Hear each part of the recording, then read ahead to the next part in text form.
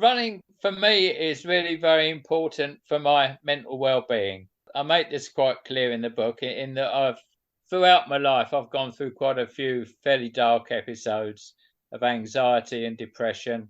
And although I've sort of been treated with medication and counselling and hypnotherapy and that sort of thing, the one thing that is most important to me is just to get out and go for a run.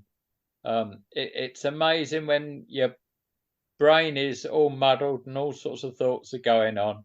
Just going out on your own, listening to the bird song, suddenly you can just start to think things more clearly. Welcome to another episode of Running Tales, the podcast that tells the extraordinary stories of everyday runners. My name's Craig Lewis, and this week we have a returning guest to the pod, Doug Richards. Back in January 2021, Michelle spoke to Doug about his journey from struggling to be able to climb the stairs when responding to his young son's bad dream to running on all 7 continents, including in Antarctica and across the Sahara and Gobi Deserts. Along the way, Doug authored 2 books, and this week I spoke to him shortly after the publication of his 3rd, called Once Around the Planet. It covers how Doug's running has now seen him clock off an incredible 24,902 miles. That's a total which is equivalent to running round the Earth's equator. I spoke to Doug about running a post-70 years old marathon in Venice and about taking in ancient statues on Easter Island, volcanoes and hot springs in the Azores, and even the Bermuda Triangle. That's right. Yeah, it's the 3rd book of the trilogy, if you like. So I previously published 2 books of my running adventures. Despite the advance in years, there are still a few more adventures left in my legs. So at the end of the 2nd book, I'd just completed one of my goals of running at least a half marathon on each of the planet's 7 continents. So in this new book, I focus more on running on islands, and so most of the adventures described are about running on various islands around the world. Yeah, and I think the big challenge overriding everything was to reach a lifetime total of 24,902 miles, which is the equivalent of the circumference of the equator, isn't it? Which is just a ridiculous amount of miles. That's correct. Yeah.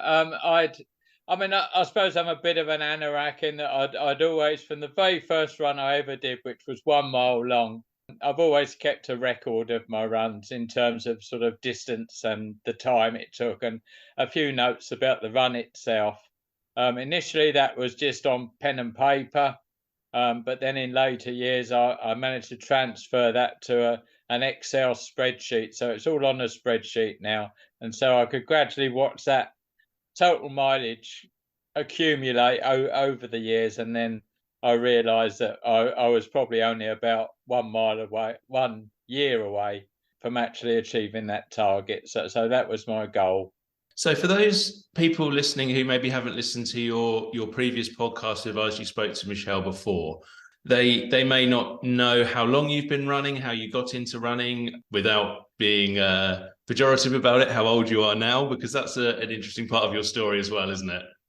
Right. Okay, Craig. Yes. Well, I started running when I suppose I was about 33 years old.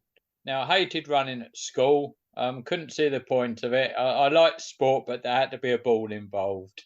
What actually triggered it was in 1981, my son, Chris, had a nightmare one night, and I ran up the stairs to pacify him, and I was out of breath by the time I got to the top of the stairs. And that just made me think I need to do something about my fitness. I'm only 33. I need to do something about my fitness. So I vowed to go out the next morning and run 1 mile. And that was my very first run back in 1981. It nearly killed me. I had to go straight back to bed afterwards. But that sort of started things off, and then I gradually built up the mileage, realised I was enjoying it. And the journey sort of has continued on from there. Yeah, and for people who are perhaps not so bad at maths and were listening carefully to that, they'll realise that if you were 33, I think you said, in 1981, and it's now That's right. 2023, Okay.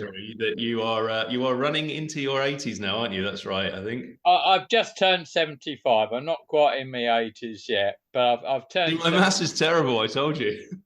So Age is beginning to tell, but I'm still running. That's the main thing. I'm still running. I will carry on as long as I possibly can.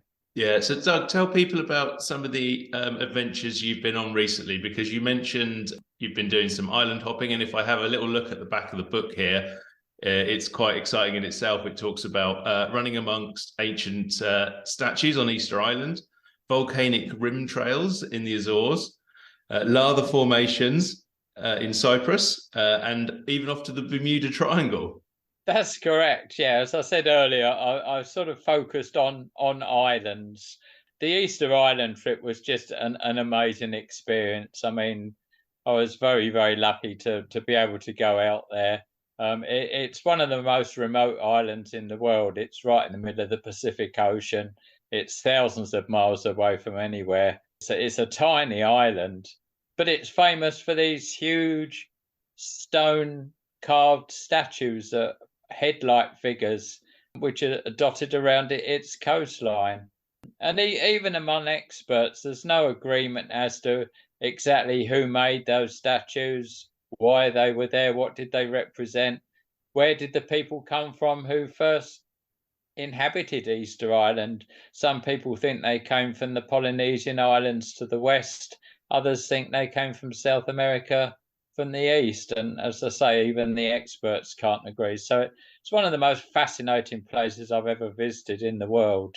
I want to go back to some of the other ones, but is that adventure and discovery as much a part of what you do as the running, I suppose? Absolutely right, Craig. Yeah, I mean, wherever I've run around the world, as I say, I've run on all the continents and run in numerous countries. The run itself is just part of the experience. It's actually traveling, getting to see the local people. In many places, I've been lucky enough, to get into local villages, even to go inside schools in Myanmar. Um, and just get to know the people and see how they live, because they live very different lives to what we live in the West. The sightseeing and visiting places and getting to know local people and customs is all part of the experience of going on these running trips. And is running quite a popular sport in some of these far-flung places that you've headed off to? No, it's quite amusing. In some places, you're looked on quite strangely if you happen to be running along a road in the morning. And some people think, "What on earth are they doing?" So no, it certainly isn't. Not everywhere. It's as popular as it is here. And the runs that you're doing out there, are you taking part now in organised races, or is it just you going off somewhere to have a holiday, a voyage of discovery, and while you're there, you're like, I am definitely running as well? Right. Now, the ones that I've described are all organised races. Many of them are multi-day events, so you run day after day after day. There's sort of sightseeing arranged as well in between the runs, and sometimes traveling. I did a series of 11 runs around China back in the year 2000, and of course, that was covered a heck of a lot of the country, which is a huge country. So there was an awful lot of traveling and sightseeing as well as a daily run. But they are organised events. I do sometimes go off on holiday and just enjoy a run on my own somewhere. But most of the races I describe here are actually organised events.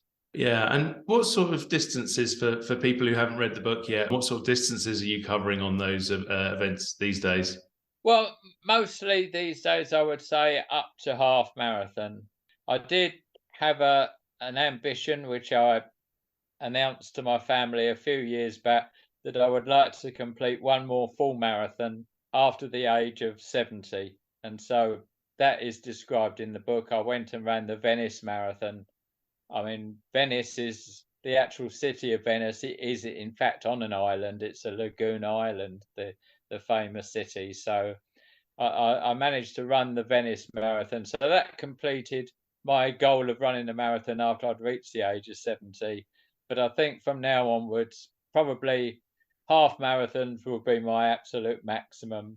But these multi-day races, that they involve a range of distances up to half marathon, but on successive days. Now you've reached the goal of running around the equator. You've done the marathon after 70. You've gone to all these islands, these amazing places, and run around those. Is there another goal in your head now? Is there another book along the way?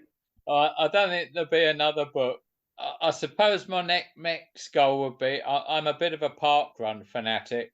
I do love my park runs, and when I do travel, if there's a park run anywhere nearby, then I'd love to do it. So I suppose it would be lovely to reach my 500 park runs, and that's about a year away if I can keep going at my present rate. So that's a goal, but really just to enjoy running, just to carry on running for as long as my legs will take me. And I guess that's the key question, isn't it? It's always the obvious one that we ask people on this podcast. But what is it about running that makes you want to just keep doing it for 24,000 plus miles? Running for me is really very important for my mental well-being. I make this quite clear in the book in that throughout my life I've gone through quite a few fairly dark episodes of anxiety and depression. And although I've sort of been treated with medication and counselling and hypnotherapy and that sort of thing, the one thing that is most important to me is just to get out and go for a run. It's amazing when your brain is all muddled and all sorts of thoughts are going on. Just going out on your own, listening to the bird song. I'm a great fan of bird song. Suddenly you can just start to think things more clearly. So running for me is really important for mental well-being, and I'll try and help others as well who are in the same position. Yeah, why do you think running? I mean, you sort of referred to one or two of things there, but why do you think running seems to be almost this natural tablet that helps us so much with can help certain people with their mental health so much? Yeah, well, I'm lucky enough to have spent. I mean, I've been retired now for getting on for 12 years. But in my working life, I worked in medical science, and I've spent a lot of time. In recent years, I was teaching at the University of Birmingham, and I know quite a bit. I've actually, apart from my running books, I've also edited a textbook about the human brain. So I do know quite a bit about the workings of the brain. And there are indeed brain chemicals called endorphins, which are released as a result of exercise. And I think it's the release of these endorphins that actually has this sort of calming influence on you. So although you may be sort of breathing heavily and your legs may feel heavy, it sort of brings a calming effect on your thinking. When you're in the midst of an episode, and I'm thinking about this not just to get too deeply into your own mental health, but for other people who may be listening with similar things, how do you make yourself think, right, I need to go for a run? Because sometimes that can be quite, or for some people, might be quite hard because in the midst of a depressive episode, they might be thinking, I don't want to do anything. I don't want to go for a run. So how can people get to take that first step to getting out there and then feeling better at the end of it, I suppose? Yeah, you're absolutely right. I think, from my own experience, when you're in the depths of a really bad spell of depression, the very last thing on your mind is, I'm going to go out and go for a run. You just have got no motivation to do anything. And that it's through that period that maybe the medication and the counselling can help. But once you start to slowly come out of that, once you start to think, oh, today I do feel a little bit better than I did yesterday, then I think that's the time when I start to sort of pick up running. Maybe I just go out. I won't do anything too hard. I'll just go and run for a mile and just sort of, smell the fresh air and things. So I think, you're right. If you're in a deep depression, then you're not going to do anything. It's hard enough to get out of bed, let alone actually go for a run. But once you're beginning to sort of starting to feel better, then that's when, for me anyway, running helps me the most. And running has certainly, I mean, we've obviously referred to it in relation to the book and the islands and so on, but running has not only helped you with your mental health and so on a day-to-day basis, but also in terms of seeing the world and seeing all these fantastic places. I mean, you've run on all 7 continents. It's incredible. Absolutely. I mean, I've had a fantastic life. It's given me a fantastic life, and I've visited places that I, would never have gone to had I not been a runner. I mean, I was lucky enough when I was 50 years old to run Marathon des Sables in the Sahara Desert, the 6-day race across the Sahara Desert, and that was by far the hardest thing I've ever done. But I've also run in the Gobi Desert in China and the Jordanian desert. I've run in jungles. I've run in the Australian outback, but also I've run in some very cold places as well. I did a half marathon in Siberia in the middle of winter, and the temperatures were minus 25 degrees there, and that was incredibly hard. I've run in Greenland, actually running on the polar ice cap, which is a mile ice that is a mile thick. So you have to actually sort of wear spikes which are attached to the bottom of your running shoes to actually bite into the ice. Otherwise, you just end up flat on your face.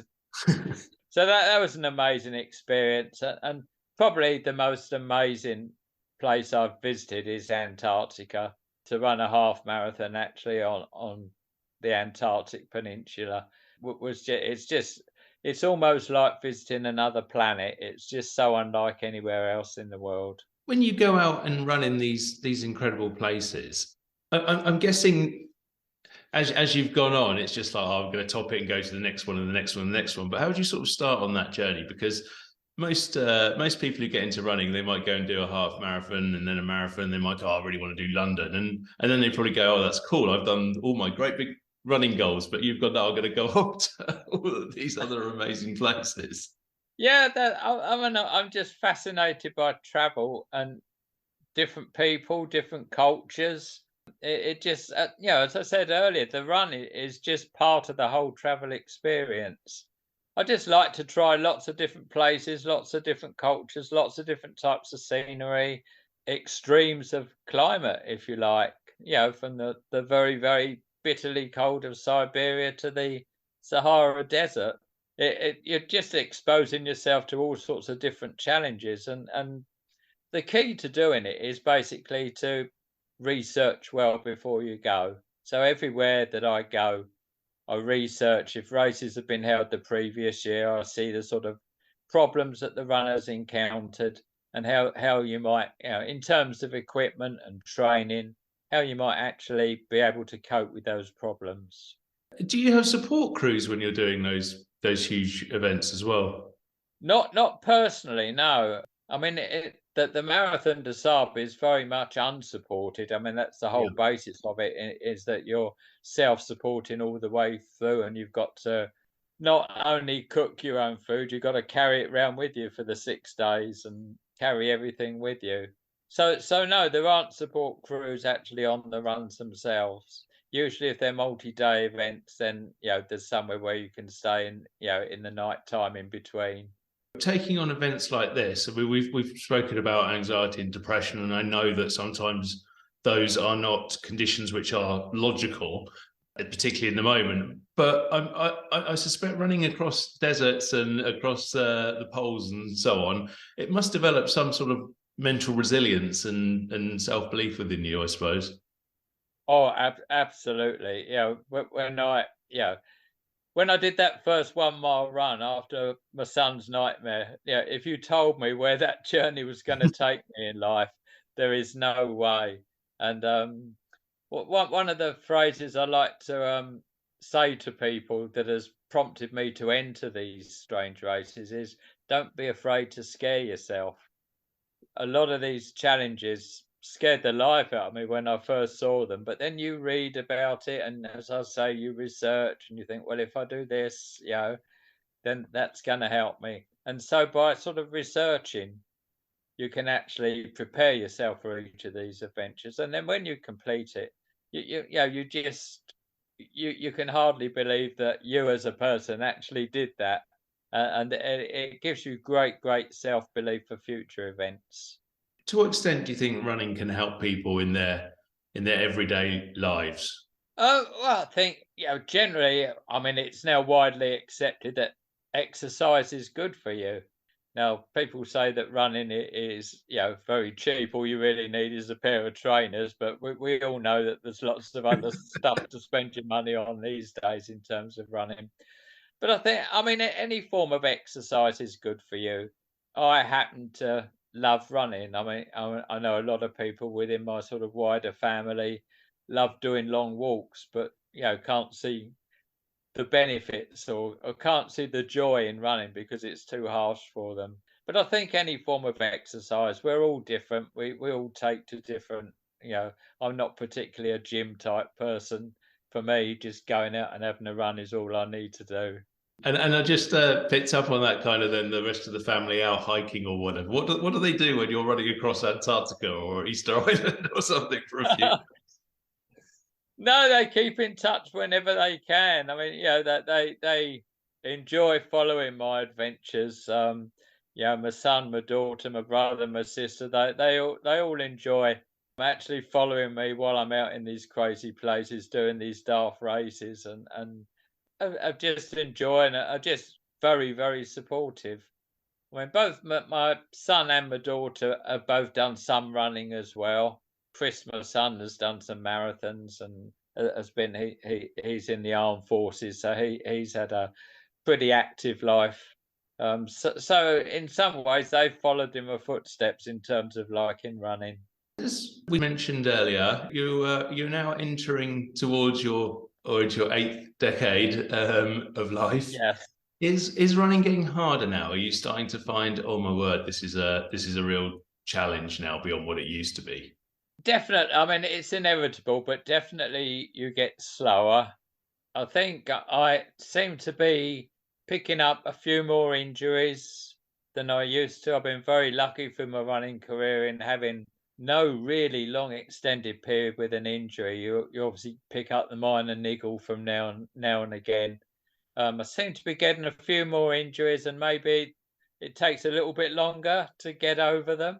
But I can still, yeah. I've had a last few weeks. I've had a problem with my Achilles tendon, and that's taken a long time to resolve. But I'm gradually getting back into a bit of walking and then running as well. And last Saturday, I was delighted to complete my local park run with sort of short walking periods, but I ran most of it.